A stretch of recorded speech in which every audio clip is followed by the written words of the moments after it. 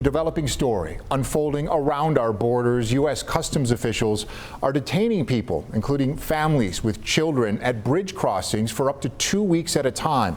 This is a story first reported by the Investigative Post, which describes this as a new practice under the Trump administration.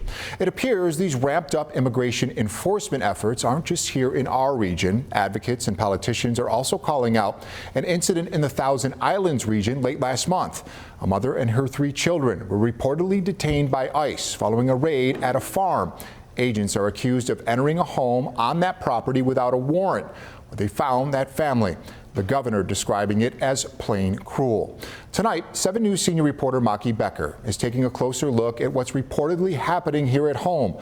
You hear from voices who work and advocate for migrants in Western New York, and they tell Maki these detainments are out of the norm. This hasn't happened before.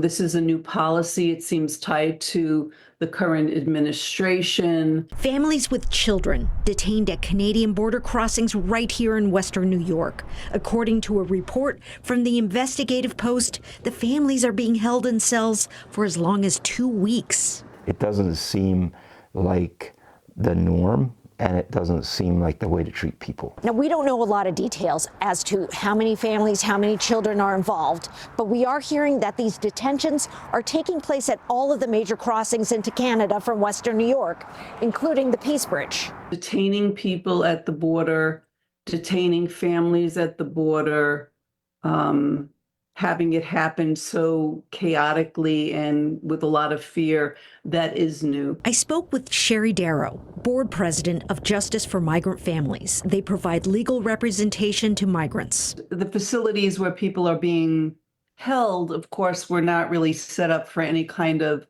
long-term detention that is more than a few days or even just overnight. So thinking about families and families with young children being detained for up to 2 weeks is alarming. I also spoke with Dr. Myron Glick, founder and CEO of Jericho Road Community Health Center, which oversees a shelter for asylum seekers. Folks are afraid. People, in power are referring to them as illegal aliens. And there's a sense that they are trying to make them look like criminals. Both Dr. Glick and Darrow say there needs to be a more humane way to treat migrants, especially children. I'm not saying we shouldn't secure borders, we shouldn't figure out a sane immigration policy, but once they're here, we should be treating them well, not like criminals. I asked people to just think about what it would be like if it was their family who was being detained